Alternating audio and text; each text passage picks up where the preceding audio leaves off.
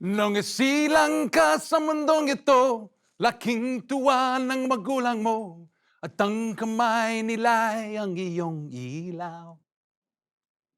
Those are the first lines of the most famous Tagalog Filipino folk song in the Philippines, called Anak, child. It's the story of the prodigal son. Why do I know this and how am I able to sing Tagalog? You might ask. Because when I was 19, I had a calling. I had a calling to go overseas and to serve God in the mission field. For the next 11 years, I lived in the Philippines. I loved living in the Philippines. Coming from a small town in the Midwest, very small town with not a lot of culture or other ethnic backgrounds, it was amazing to learn a language. I discovered that that was one of my superpowers, one of my gifts. Not only was I able to learn language, but I actually preached in Tagalog, in Ilocano as well. Don't worry, I'm not going to preach right now. And this was so amazing for me. I knew my calling. I was on path and purpose. I was following my faith. There's a famous quote by a world-famous author. Our highest calling is to use our gifts in service to others. The world is waiting for you to heed the call. Christoff Weihman. That's who the quote is by. I knew my calling then. Got married, had two beautiful kids, and my life was a life of service and ministry. And as I said, I knew that that's where I was supposed to be. After we went up into the mountains and we started to live amongst the indigenous tribe, the Kalinga of the Philippines, 5 or 7 hours from the nearest town. Living in a village, no running water, no electricity, and it was exhilarating. I knew my path, I knew my purpose. After a few years, my wife got pregnant with our third child when we were back in the States on a break. We came back to the Philippines, and within 24 hours, she gave birth to our third child, premature. He was 2 pounds, 2 ounces. Could hold him in my hand, except he had to stay in an incubator. Lived for 5.5 months. All but 3 weeks of his life was in that incubator. Eventually, he passed away, and the loss of our child was the beginning of the demise of our marriage. Our marriage ended.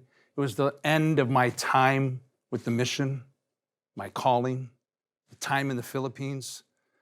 I went back to the U.S., I landed in L.A., and I didn't know what I was supposed to be, do, become. When I was in the Philippines, I had my calling, I knew my purpose, but I floundered and I wandered and I didn't know where I was supposed to be.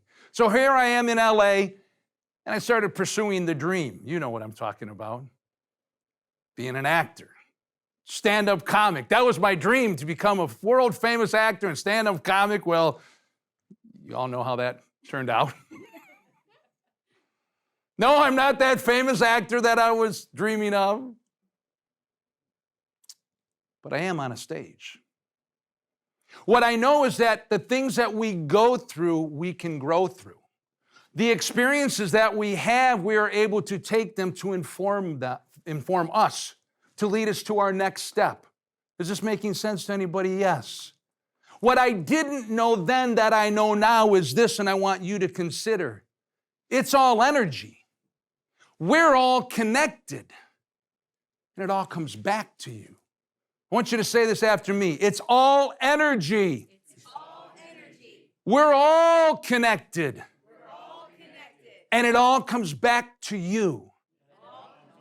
What does that mean? It's all energy. Everything is energy, vibration, resonating. You're sitting in a chair and you think it's solid, but it's actually vibrating atoms, rotating around. There's light emanating from the light, but it's actually energy. Our thoughts are energy. The book, Think and Grow Rich, the first line of the first chapter states, thoughts are things. Thoughts are things. What kind of things are they? It's not just something sitting in our brain. When we think, we actually send out electricity, energy, right? Am I right? Yes? Okay. Everything is energy. And we're all connected. Well, I think we all figured that out in the last few years. How does something that happens halfway around the world affect me? Well, I think we know. We're all connected. When I was in LA, pursuing the dream of acting, living the life of a single person, it was not quite as exhilarating and exciting as the time in the Philippines. And it wasn't a lot of opportunity for me to practice my Tagalog. After a period of time, I got a call from my mom. My father had been sick back home, Ottawa, Illinois. She said, you need to come home. It's probably going to be not too long. I was selling cars at the time. I went to my boss. I said, hey, I need to get some time off. He said, you can't leave because Jim's going on vacation. You haven't been here that long. I said, but my dad's sick. Yeah, but you can't go. I said, well, can I go when he comes back? No, because after him, Johnny's going to go, but he's only been gone for 4 days. I said, oh my God. All right, I'll call my mom and say, hey, tell Dad not to die yet. Eventually, I was allowed to have time off, go back home. Before I left, the boss, my sales manager, says, remember, when you come back, we got to pump up the sales, right? We got to pump up the sales. I said, yeah, because, we're a sales company, right? That's what we do. We pump up the sales. Go home. Like I said, my father only had a little bit of time. I was grateful that I was able to spend the time with my family, my siblings, last days with my dad. Come back to LA, it's all energy. Do you think I had the energy? You think I was positively motivated? You think I wanted to? I didn't have what it took to pump up the sales.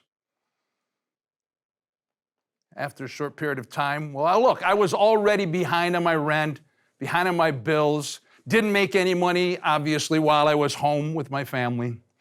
Boss calls me in the office. Christoff, come on in, sit down. And then he does this number, comes and sits on the edge of the desk and says, well, the numbers don't lie. I said, yeah, the numbers don't lie. I didn't pump up the sales. So he let me go.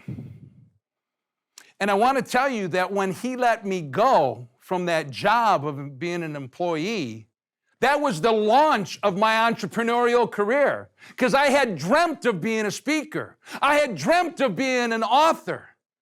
I want to tell you that, but that's not what happened. It's not what happened.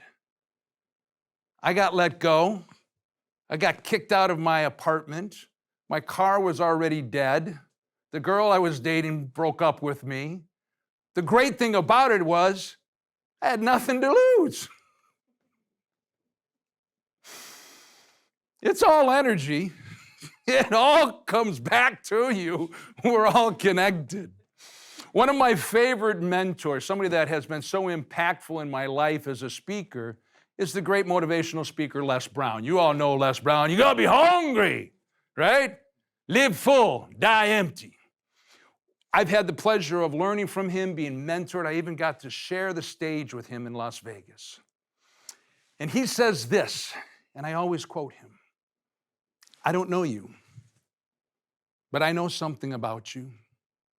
I know that you have gifts and talents and abilities.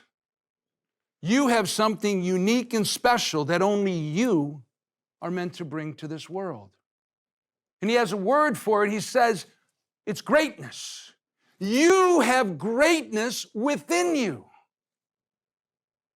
I want to invite you right now, wherever you are, to turn to a person beside you, look them in the eyes, and say with feeling and emotion so that they can feel it, you have greatness within you. Go ahead and do it now. You have greatness within you. Now say it like you mean it so that they can feel it. Awesome. You feel that energy, right? The vibration rising up. Now I want you to do this. I want you to claim it for yourself. Instead of saying you, I want you to say it about yourself. I want you to turn to that person again and say, and I have greatness within me. Go ahead and do it now. Which one was easier to say? You have greatness or I have greatness? You, right? Because, every time we do this, I can always sense, when everybody says you have greatness within you, you feel that energy rise. You feel the positivity. And then when we shift it to I, it's still there. You felt it. But it drops down just a little bit. Why? Because we're not supposed to go around walking around saying, I'm great. I'm amazing. I'm incredible. It didn't bother Muhammad Ali, though. That was his mantra, right? What did he say? I am the greatest. I am the greatest. Muhammad Ali, right? But he didn't wait until he got a title championship belt. He didn't say that when he won. He said it before, when he was just getting started. Now, it annoyed his opponents and the press didn't like it, but he proclaimed it. It's the power of I am. What you think about, you bring about. When I got let go from my job at the car dealership, within days, I became homeless. Not couch surfing, homeless. Nowhere to live. A few months before that, I had an inkling. I don't know why, and I think God did.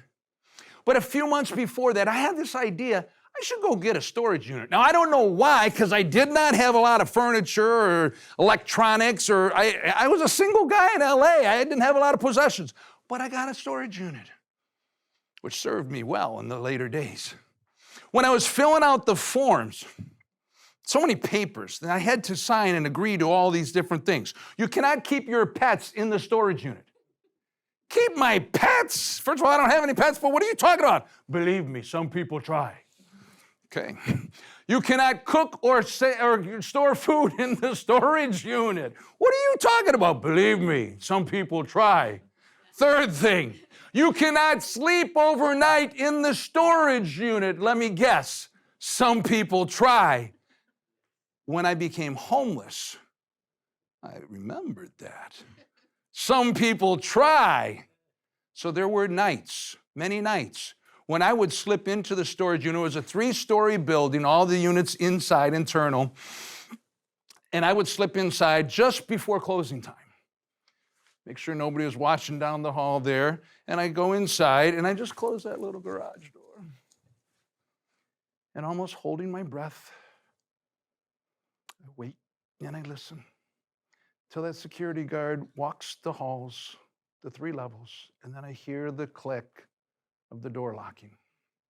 And then I open that up and I go downstairs and I get a dolly and I spread out my suitcases and I make a makeshift bed.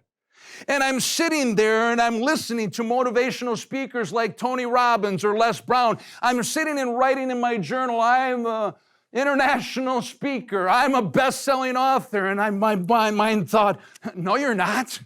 No, you're not. Our highest calling is to use our gifts in service to others. The world is waiting for you to heed the call. Here's what I believe. Gifts. Gifts is an acronym, G-I-F-T-S. That's how you spell it, right? G-I-F-T-S. What does it stand for? Greatness inside flowing through to shine. Say that with me. Greatness inside flowing through to shine. That's what we're all meant to do and be. I also believe that our gifts actually make us superheroes. I love Marvel Comics. They're the best comics. DC is okay too. I used to think that Iron Man was my favorite. He is still, but I also love Spider-Man, Batman, Aquaman, Black Panther. Yeah, you get it. Black Panther, Wakanda forever. But here's what I know about superheroes and their superpowers. No matter how they got their superpowers, whether they were born with them like Superman, or it happened as a failed experiment like Spider-Man, or it was something that they created, or whatever it was, like Iron Man or Batman. Even though they have their superpowers, there's a period of time where they still have to learn how to wield them effectively. Think about Spider-Man. slinging his web, flying from skyscraper to skyscraper through the air, the city of Manhattan. And he doesn't know the speed and velocity and the strength of his web. He's going along and smack, he falls in, smacks into a building because he hasn't learned how to develop his superpowers yet. Each one of us have gifts and talents, greatness inside, flowing through to shine. What is your superpower? My wife has superpowers. She's a nurse. She knew since the time she was a young girl when her grandmother proclaimed, that girl's a healer. She knows her superpower. What is yours? Every single one of us have gifts and talents and abilities that we're meant to bring to the world. See, a gift is not for us. Some of you are called to actually be a speaker, but you're holding back. You're allowing self-limiting beliefs to hold you back, to keep you from moving forward, from stepping into what is your calling.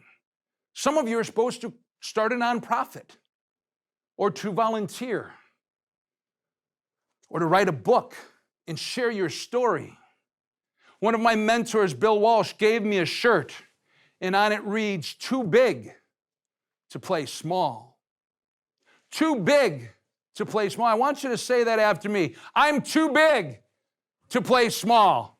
I'm too big to play small. I'm too big to play small. I'm too big to play small. You see, the world is waiting for you to show up in a bigger way, in a stronger way, in a more powerful way. And it's up to you if you're going to heed the call. You know, Gotham City, when they are in dire straits, when they are being attacked, when there is an arch criminal that is wreaking havoc on the city, when they're waiting for Batman to show up, what do?